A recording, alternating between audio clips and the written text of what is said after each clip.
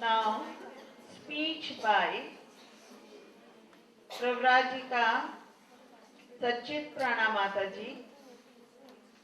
Lord Krishna in the form of Venkateshwara, the Lord of Tirupati. And she is a Malayali, but she sang a Tamil song.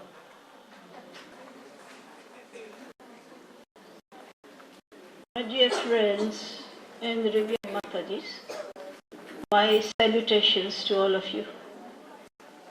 Today the theme which we are given, it's a wonderful theme. We are the sparks of the divine fire.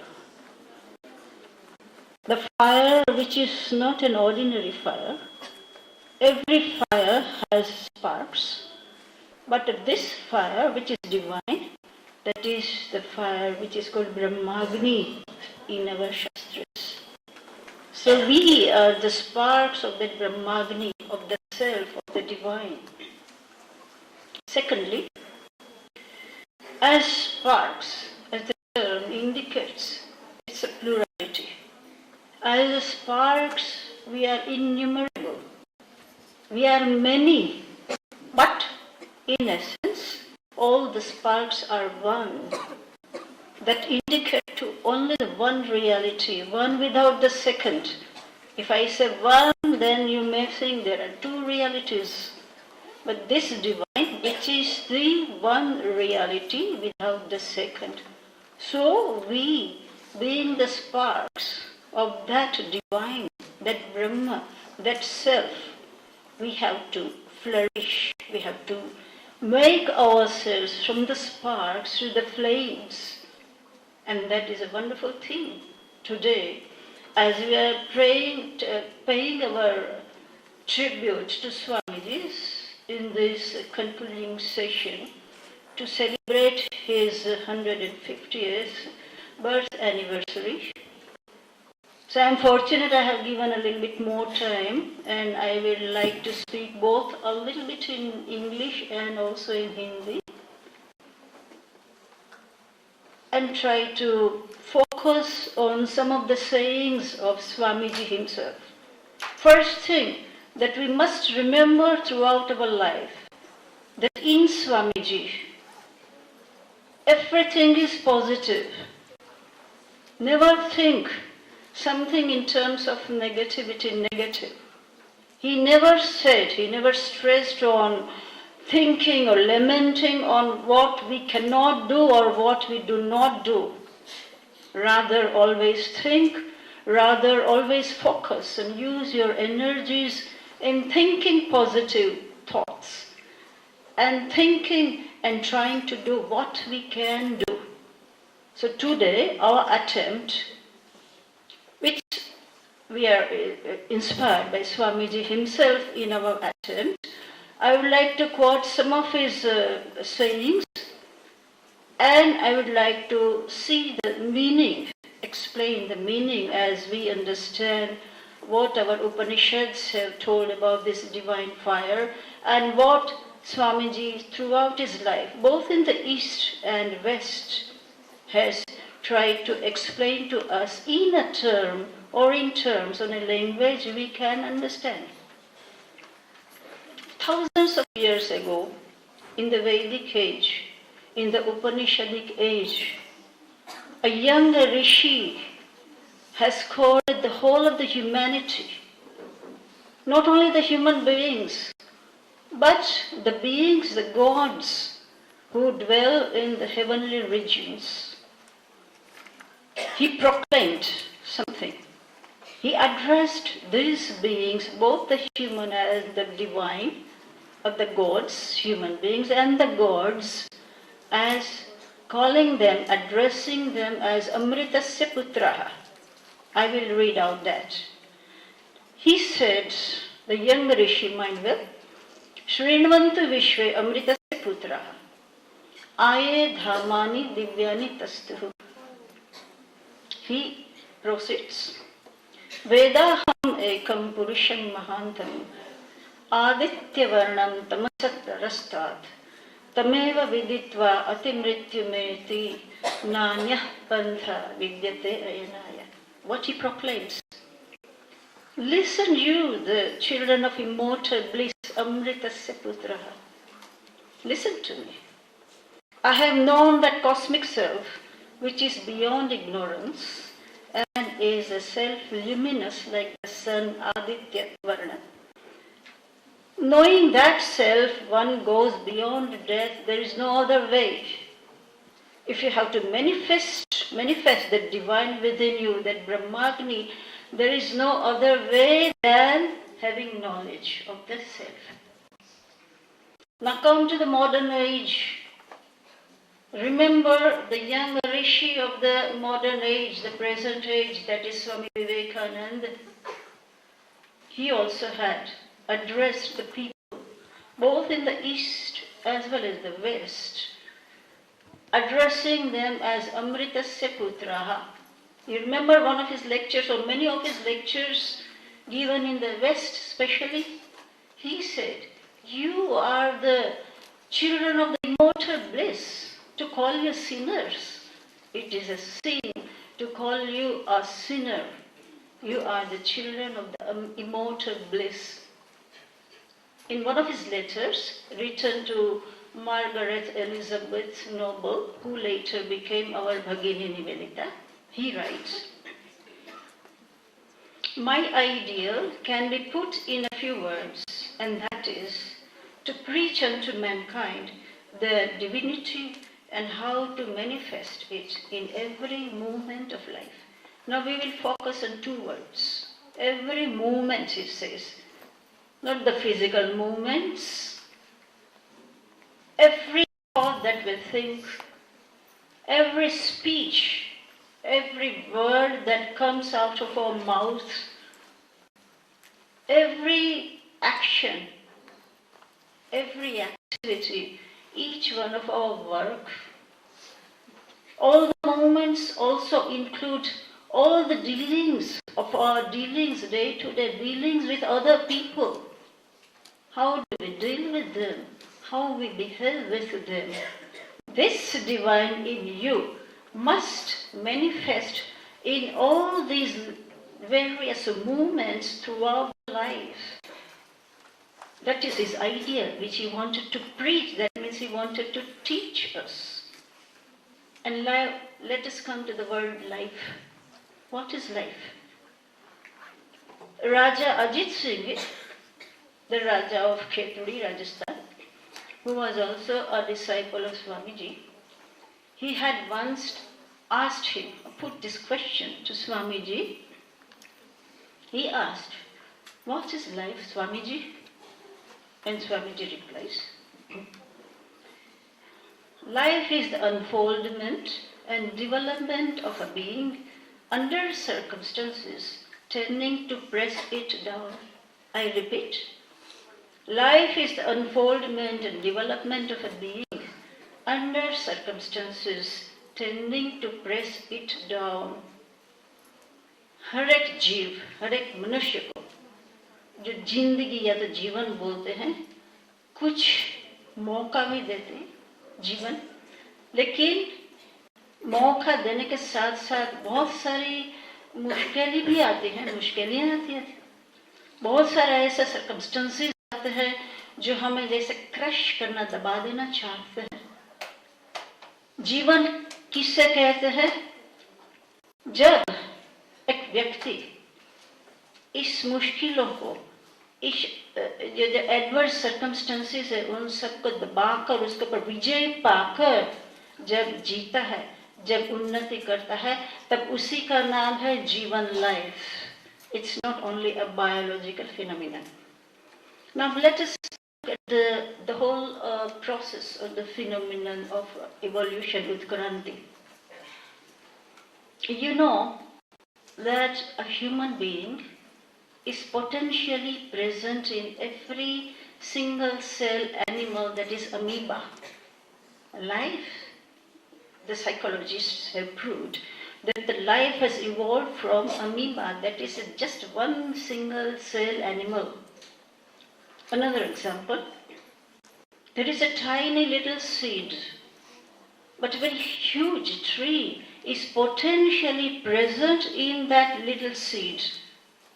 So, it is a process of growth. Life evolves. Life evolves, it grows, it develops from the protoplasm to, if come to human beings, to a perfect human being. Call it God, Swamiji says. Perfection is Godhood. It evolves gradually to a perfect human being through or passing through and conquering all the odds of life, all the circumstances which are trying to crush that power, that potentiality. He goes through the process of all these adversities, as just Swamiji said it, and can become a perfect human being. That is life. Animals do not have, other than human animals, do not have that kind of a struggle to go through. Of course, animals have to struggle, as we have heard the phrase, struggle for existence, survival the survival of the fittest. They have to struggle. That is a physical struggle against the adverse circumstances. That is also evolution on physical plane. But when it comes to human being, when it comes to perfect human being, Swamiji has remarked that this evolution, this is the process of evolution. And this evolution has to pass through the phases of morality, moral struggle, as well as spirituality. So what it comes to, that life, that the potentiality becoming the actuality, that is the potential divinity manifesting itself as divinity in all movements, our thoughts and actions, etc. That is the gift that life gives us. This is the gift from the life. We are human beings, and that is why we can evolve into gods. In another letter, Swamiji says to Ala Singha, one of his Madrasi disciples, he says, try to expand. Remember, the only sign of life is motion and growth. He also writes to his brother disciples, to his Guru Bhais, life is an ever-expanding, contraction is death. संकोच होना, संकुचित होना यह मृत्यु के समान है. विकास करना यह जीवन है. Now what is contraction? What are the forces that makes this growth impossible or very difficult? I remember one of the greatest philosophers of Greece, Aristotle. Now Aristotle has given somewhat this kind of an idea. He says there is something which is a potentiality which develops grows into actuality. A seed has the potentiality to become a tree. When every seed doesn't become a tree, what is the cause of it? He names it as inertia. Inertia, jadatva, jadata, inertia, which impairs the growth. In our terminology, we call it, this is the tamogona. Swamiji always says, this is the tamogona, the tamas in us, which does not allow us to grow. So we have to take care of it, that the seed has to grow into the perfection.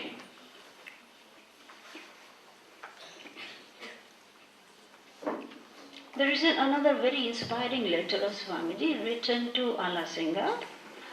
You will find it is in his letters to Kidi on the 3rd of March 1894. Swamiji writes, we believe that every being is divine, is God. Every soul is a sun covered with the clouds of ignorance. The difference between soul and soul is due to the density of these layers of clouds. We believe that this is the conscious or unconscious basis of all religions. And that is the explanation of the whole history of human progress, either in the material, intellectual, or spiritual plane. The same spirit is manifesting through all these different planes. तो हिंदी अनुवाद में पढ़ती हूँ। हमें विश्वास है कि सब प्राणी ब्रह्म हैं। हर प्रत्येक आत्मा मानो बादल से ढंके हुए सूर्य के समान है, और एक मनुष्य से दूसरे का अंतर केवल यही है कि कहीं सूर्य के ऊपर बादलों का घना आवरण है और कहीं कुछ पतला है। हमें विश्वास है कि यही सब धर्मों की नींव है, चाहे कोई उसे जाने या न जाने। और मनुष्य की भौतिक, मानसिक अथवा आध्यात्मिक उन्नति के सारे इतिहास का मूल तत्व यही है कि एक ही आत्मा भिन्न उपाधि या आवरण द्वारा अपने को प्रकाशित करती है। Now, what are the lessons that we can draw from this saying of Swamiji? First, that I will try to know it, that he himself expresses in this letter that he says that it becomes the sacred duty of every human being to treat, think of, and behave with others as gods, and not to despise or vilify or try to injure them by any manner or means. किसी का तिरस्कार करना, किसी से द्वेष करना, hatred, और किसी को डाउन करने का, we do sometimes the vilify, मानहानि करना, किसी का अपमान करना हमें नहीं करना है, हमारा एक पवित्र कर्तव्य है। दूसरी बात, he also reminds here that to serve human beings as gods. You all know by heart that very famous saying of Sri Ramakrishna. What is that? Shiva Jnana Jiva Seva. Swamiji says we go to the temples, we worship the images, and we do many rituals, and we think ourselves as religious. That's not spirituality.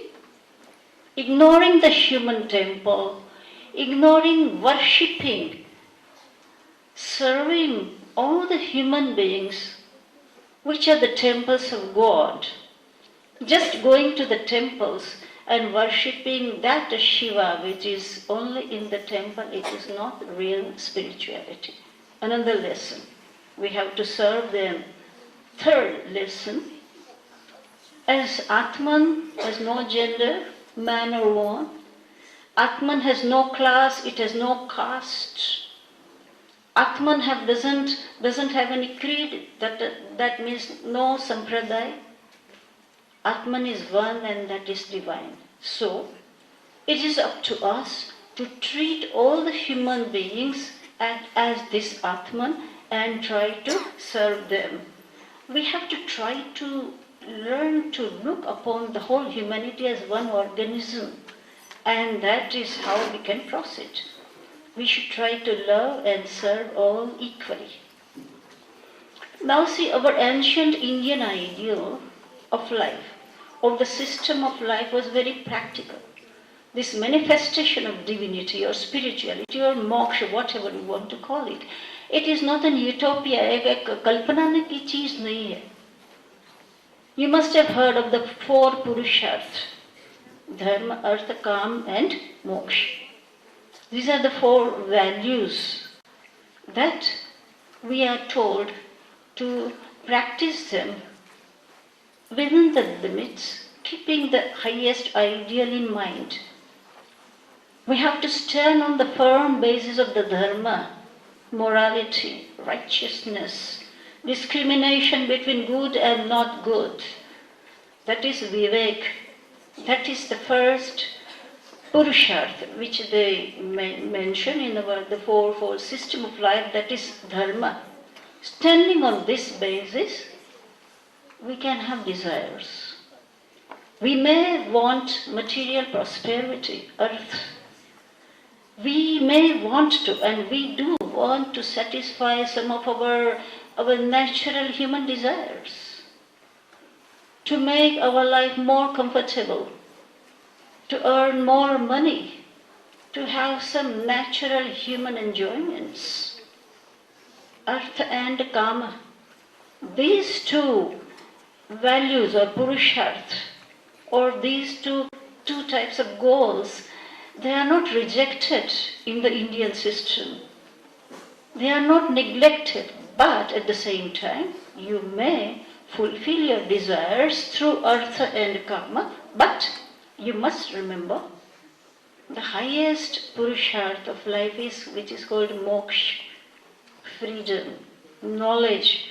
To put in Swamiji's words again, that is the freedom from the clouds of ignorance. Remember that letter? Each soul is covered more or less, in more or less degree, with these clouds of ignorance. To remove the clouds of ignorance and feel that jnanagni in us, that is which is called moksha.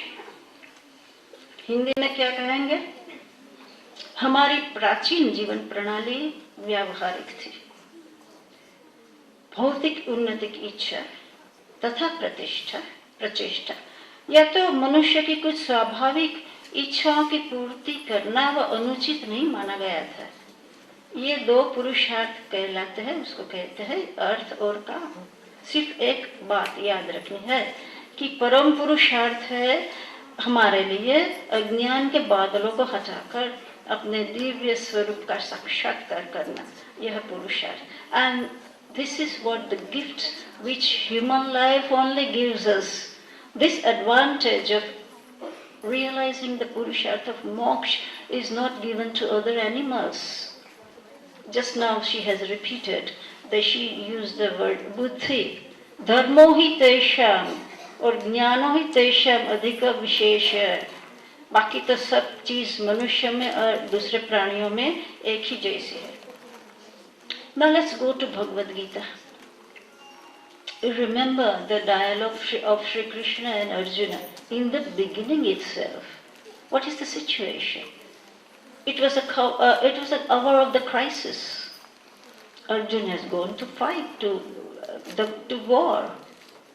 But all of a sudden, he is he is struck with a very intense sense of grief. And he just rejects to fight. I'm not going to fight. And that was not, came out of his determination. This, when he says to Krishna that I am not going to fight, and sits down in his chariot, trembling and all that. In that situation, remember, he is forgetting his kshatriya dharma. His kshatriya dharma at that time was to fight the forces of the evil, which he forgets. Being overtaken by grief, that was nothing but his mental weakness. Here, Sri Krishna rebukes him. What he says, I will read the third shloka of the second chapter in the Bhagavad Gita. Klaivyam asmagamah partha naitatva upapadyate. This does not befit you. Do not become mentally weak. Kshudram hridaya dorbalyam tyaktvo tishta parantapa. Give up this weakness of your mind. Get up like a man and fight. Now what is this being a man? What is this manhood? He reminds then, Sri Krishna reminds Arjuna of his real nature, which is Atman. Not only he, but all those who were present before him, to whom he had to fight the evil. They were all Atman. Through Arjuna, what I want to say here, as Swamiji has put the emphasis on this shloka of the Bhagavad Gita, he says this is the essence of the whole Gita, because it gives us the message of manhood, manliness.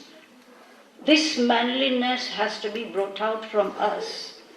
And this, if we are aware of the self within ourselves, our real nature, will awaken in us the new sense of manhood, that is Manushyatva, that is Godhood.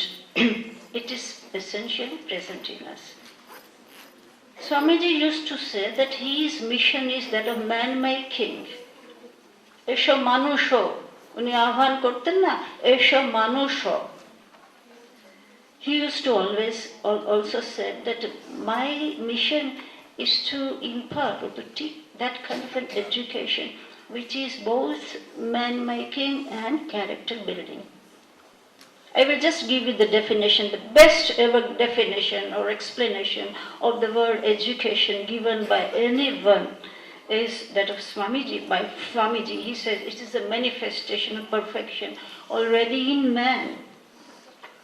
उन्होंने कहा शिक्षा का अर्थ है उस पूर्णता का विकास करना जो सब मनुष्यों में पहले से ही विद्यमान है। आयत्त नहीं करना है, बाहर से नहीं, पूर्णता बाहर से नहीं लानी है,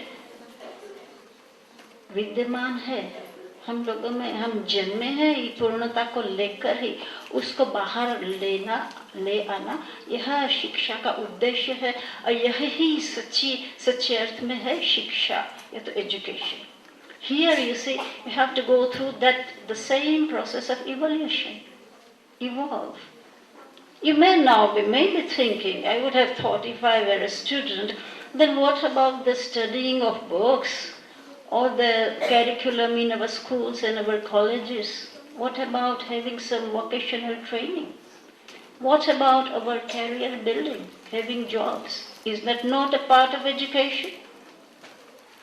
Yes, book learning, vocational training, securing and having good jobs and good career, that also are very useful. Swamiji has never neglected that aspect of education. That aspect, this formal aspect of education, it helps us first of all to stand on our own feet, which he wanted. Each student, be a man or a woman, must be able, by this education, getting the education, must be able to stand on one's own feet. Swavlambi hona, swanirbhar hona. That is one thing. Secondly, it helps the social growth. Society also has to grow.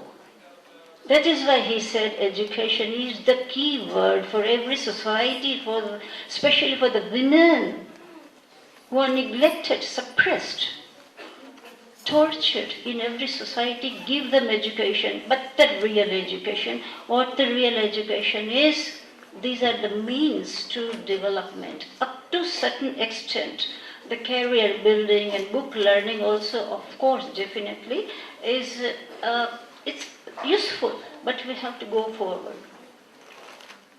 Come again to our ancient idea of Vidya.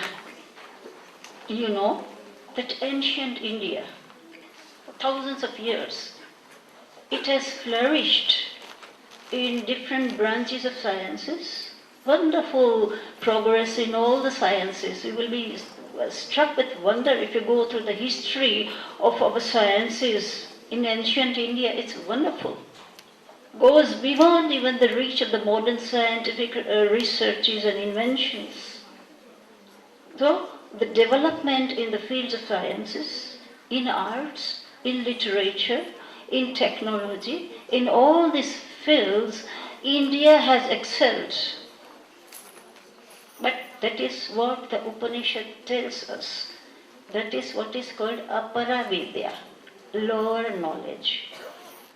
Not that it is despised, not that it is to be rejected or neglected, but at the same time, following our theme of today, we must remember that if this is a lower knowledge, apara vidya, then logically the conclusion is there must be a kind of a higher knowledge.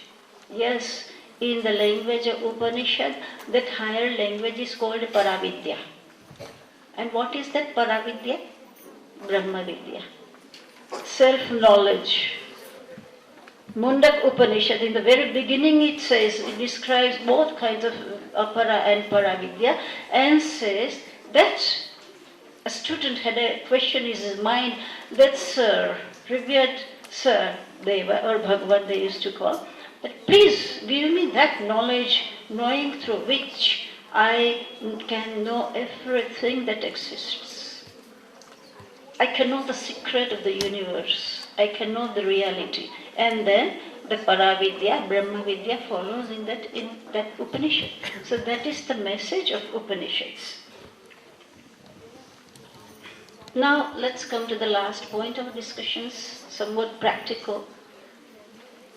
You know that during the struggle for independence, the fight for independence, thousands and thousands of our young people, especially the young people, had faced many problems, difficulties. In this situation, They also had shown to a very great extent the spirit of renunciation, tyaga. They had renounced their family lives. They had renounced their self-interests. They had renounced even their own lives. These sparks. Remember Jhansi Ki Rani? I was thinking when she was reciting some Hindi poem, I was reciting वो जो गाना है ना, क्या है? बूंदे लहर बोलो के मुंह से हमने सुनी कहानी थी, खूब लड़ी मर्दानी, बस तो झांसी वाली रानी थी. और एक आधुनिक गाना भी है, मेरे वतन के लोगों जरा याद करो कुर्बानी फिर जो शहीद हुए हैं उनकी. That's what Kurbani, Shahidi. These young people had faced the life, not only they had developed the life into flames, the sparks developed into flames of divinity, and without that flame of divinity renunciation, tyaga is not possible. Let's come to our time.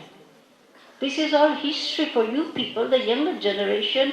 All this go to Andaman. When I visited, Mataji also visited Andaman, and we were taken to see that jail, some of the portion, a little portion of that infamous jail in Andaman. Okala pani ko bheja tha bolte hain.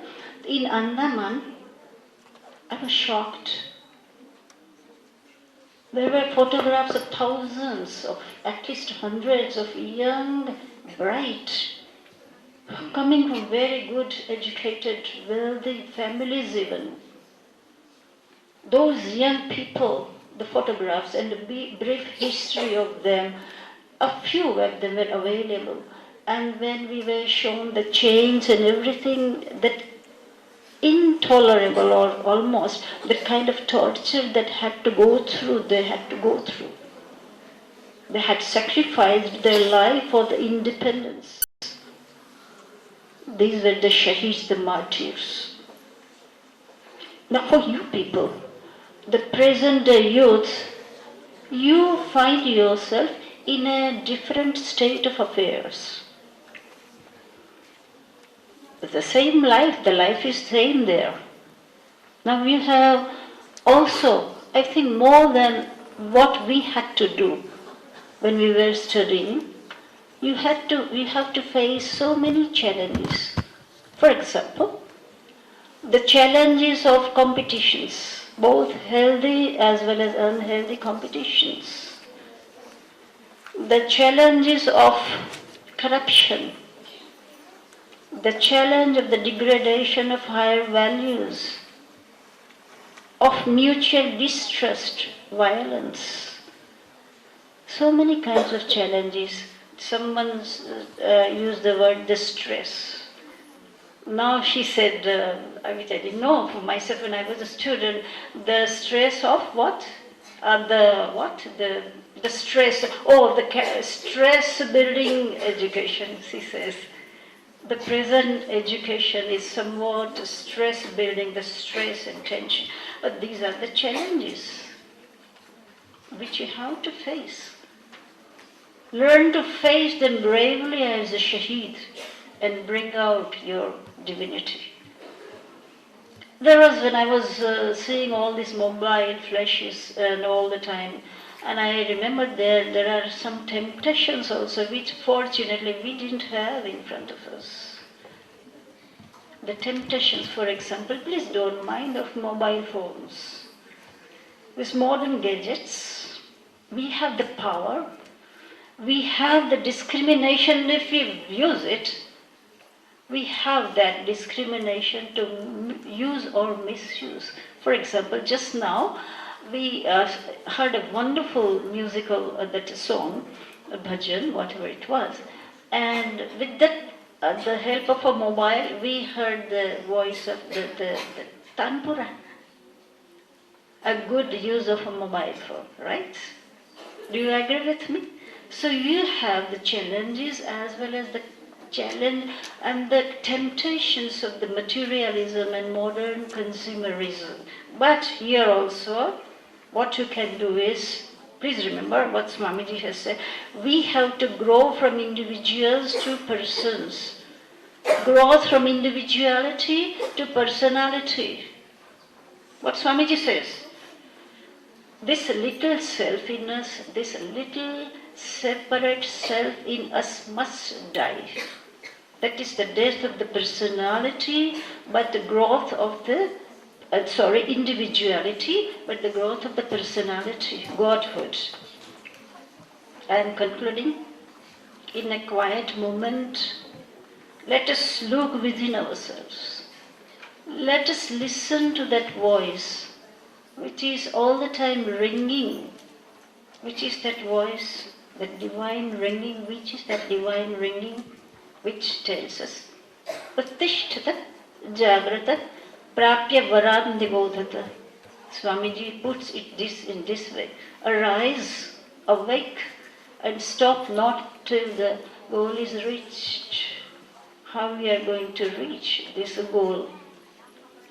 Some practical, wonderful suggestions were given by our sisters. Equipped with the strength of Shraddha, that is Atma Shraddha, self-confidence, confidence in my true self. Not in body strength, bodily strength, but the strength of myself.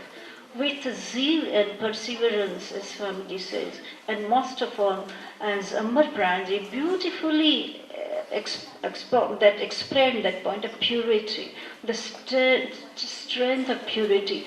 Equipped with these instruments, we can flourish ourselves. And just to sum up, on behalf of you all, our Tyaganishta Pranaji has given us some homework. And I tried in my way to finish that homework. Answers with me. As Mataji said in the beginning, conquering nature. Both external as well as internal. Conquering the external nature is somewhat easier. But what about the internal nature? The challenges that we have to conquer. Yes, Swamiji says, all the powers in you. Tyaganishta Pranaji ne bola na, or practical anecdotes, all the powers are in you, that man didn't have to use that Bilva Patra. The power was in him. And second point, that life, that light which is in us, which illumines all the material world. Remember the Kena Upanishad. Our sense organs, our mind, they work wonderfully. But through the light and through the strength of that self. So that illumining that life of the self, we will know the world of the matter and enter deep, third point, deep and deeper layers and touch the self and be aware of it, be conscious of it. That is what he wanted to say. So, but just one point I would like to suggest you, that please do not ponder or think of the negative feelings, what I cannot do, what I am not able to do. Instead of it, today, take the strength from Swamiji, that think positively and try with all your strength and might on what I can do, what I am going to do, as Mataji said in her keynote address, that I can, I must, and I will. Thank you.